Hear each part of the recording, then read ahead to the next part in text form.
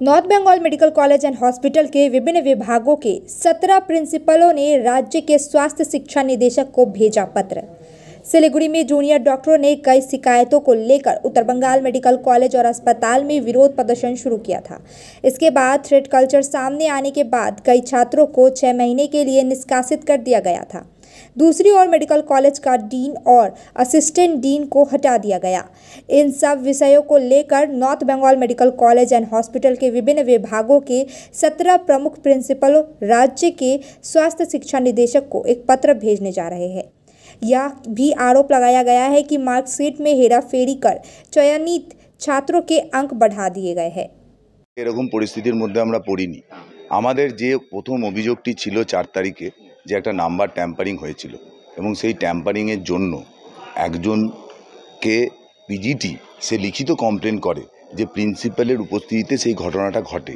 তো আমরা এটা নিয়ে একটা কলেজ কাউন্সিল থেকেও একটা মিটিং করা হয়েছিল এবং ঊর্ধ্বতন কর্তৃপক্ষ যেহেতু এখানে একটা কমিটি তৈরি হয়েছিল, যেহেতু প্রিন্সিপালের এগেনস্ট এই কমপ্লেন, সেজন্য কলেজ কাউন্সিলের ডিসিশন হয় যে ওই কমপ্লেনটা আমরা ডিএমইকে পাঠিয়ে দেবো এবং সেটা ডিএমইকে পাঠানোও হয়েছে কলেজ কাউন্সিল যে 9 তারিখে তারপরে। কিন্তু আজও অবধি তার কোনো সঠিক উত্তর আমাদের কাছে আসেনি। তাই জন্য আমাদের তো ভবিষ্যতে আমরা যেহেতু টিচার, আমি জানি না হয় কি ভুল, হয়তো এটা ভুল হতে না ঠিক হচ্ছে, কিন্তু এটা আমাদের মধ্যে একটা প্রশ্ন যে যার সম্বন্ধে একটা নাম্বার ট্যাম্পারিংয়ের অভিযোগ আছে, প্রথমে তো তাকে একটা এনকোয়ারি তো হোক, সে সত্যি মিথ্যে সেটা তো বিচার হোক, মেবি সেটা যেটা করেছে সেটা যা কারণ সেটা তো বেরিয়ে আসুক। তো ততক্ষণ পর্যন্ত তো ওনাকে সরিয়ে রাখতে হবে, কারণ আমাদের সামনে এমবিবিএস পরীক্ষা আছে, আমাদের সামনে এমএস পরীক্ষা আছে। যদি তার চেয়ারম্যানশিপেই সেই পরীক্ষাগুলো হয় তো সেই পরীক্ষাগুলোর ভ্যালিডিটি সম্বন্ধে আমরা সবাই সন্দিহান। তো হয়তো সেই কারণেই, সেই উদ্বেগ নিয়েই আমরা সমস্ত এইচওডিরা কালকে বসে একটা ডিসিশন নিয়েছি এবং সেই ডিসিশনটা আমরা ঊর্ধ্বতন কর্তৃপক্ষকে জানাতে হবে, কেননা প্রিন্সিপালের জিনিস তো আর প্রিন্সিপালকে বলে কোনো লাভ নেই। সেইবারও সেটা করছি, দেখা যাক কতদিনে এই কাজটা করে, সেটার অপেক্ষায় রইলাম। আমরা ওটা ডিএমই পাঠিয়ে আজকে আমরা হয়তো জমা দিয়ে দেবো বিকেলের মধ্যে, কারণ এটা তো যেতে সময় লাগবে। এখানে জিনিসটা হয়েছে, যদি কোনো ব্যবস্থা না হয় সেক্ষেত্রে কোনো চিন্তা নিয়েছেন আমরা কি করতে পারি? আমরা তো সরকারি কর্মচারী, আমাদের তো সরকারের উপরে বিশ্বাস করা ছাড়া তো কোনো পথ নেই। আমরা রিপিটেড আবেদন করতে পারি, ঘন ঘন আবেদন করতে পারি, কিন্তু আবেদনের প্রকৃতি কী সাড়া দেবে সেটা তো সরকারের নিজস্ব ব্যাপার। সেই যারা অ্যাডমিনিস্ট্রেশন যারা আছে, স্বাস্থ্য ভবনে যারা আছে, তারা সেই ব্যাপারটা ভালো করে দেখবে। তারা দেখছে না, সেই জন্য তাদেরকে রিমাইন্ডারটা আরও বেশি বেশি করে দিচ্ছি। দেখা যাক এটার অফিসিয়াল কি ইমপ্লিকেশন আমি জানি না, কিন্তু এই মুহূর্তে যেটা চাইছে সবাই সেটা হচ্ছে যে এই প্রিন্সিপালকে যাতে না থাকে, এই প্রিন্সিপালের জায়গায় অন্য কোনো প্রিন্সিপাল আসুক, সেই তার তদন্ত হোক এবং সে যদি নির্দোষ থাকে সেটা নির্দোষ প্রমাণিত করে সে আবার ফিরে আসুক, তাতে আমাদের কোনো অসুবিধা নেই।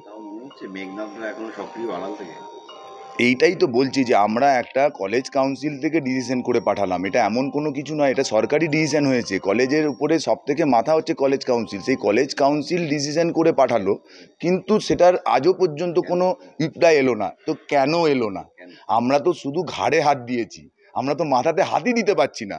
আমরা তো প্রিন্সিপাল স্যার হচ্ছে ঘাড়, সে ঘাড়ে আমরা হাত দিয়েছি। সেই মেঘনাথ কোথায়, যে মেঘনাথের জন্য এই অর্ডারটা আজও ইস্যু হচ্ছে না? আর সেই মেঘনাথটা কোথায়? সেই মেঘনাথদেরকে যদি না আমরা আইডেন্টিফাই করতে পারি, আজকে আন্দোলন চলছে, হয়তো আপনারা সঙ্গে আছেন, এরপরে যখন আমি একা একা ঘুরে বেড়াবো মেবি আরেকটা মানে এখানে তো আমার ব্যক্তিগত মতামত বড় ব্যাপার নয়।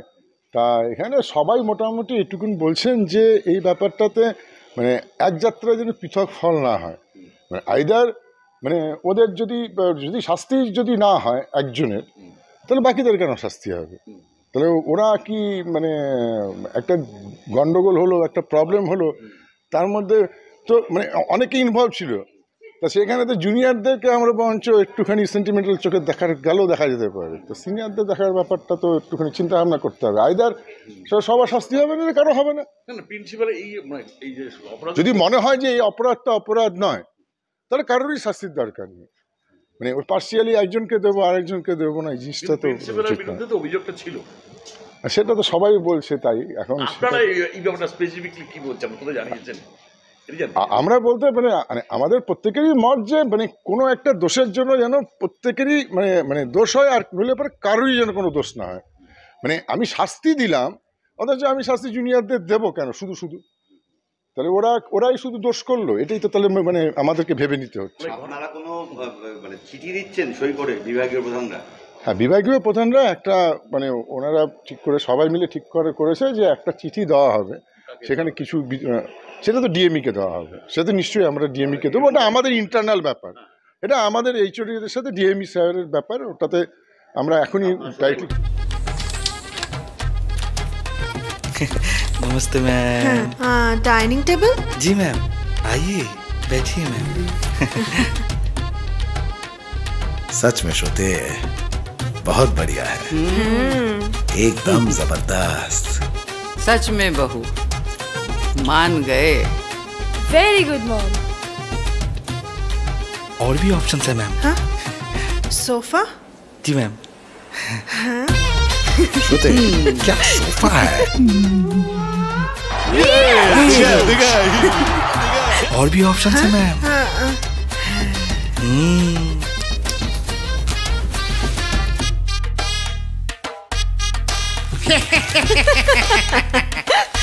और भी ऑप्शंस अवेलेबल है मैम। हाँ? अभी तो लोन लेना पड़ेगा। वो भी अवेलेबल है, बिल्कुल 0% इंटरेस्ट रेट में। आप बैठकर, लेटकर, गद्दे पे उछलकर हर तरीके से देख सकते हैं। हिमालयन केन फर्नीचर, सारे ऑप्शंस खुले हैं। अमिलालका द्वारिका क्यासल 3वटा सुन्दर टावरहरू, 40वटा लग्जरी फ्ल्याट्सहरू र 20वटा प्रिमियम दोकानहरूको साथमा सिलिगुडीमा तयार भइरहेको छ, जहाँ तपाईले क्लब हाउसमा जिम, प्ले गार्डन र स्विमिङ पुलको आनन्द लिनुहोस्। यो रेसिडेन्शियल अनि कमर्सियल प्रपर्टी हो, जहाँ 12 फिटभन्दा अग्लो 3 BHK र 4 BHK फ्ल्याट्सहरू उपलब्ध छ। सिलिगुडी सहरको मुटु मानिने सेवोक रोडमा अवस्थित अमिलालका द्वारिका क्यासल तपाईहरूको पर्खाइमा छ। झट्टै बुकिङ गर्नुहोस् र आफ्नो सुन्दर जीवन सजाउनुहोस्। एड्रेस डन बस्को मोड, सेवोक रोड, सिलिगुडी 8069220660।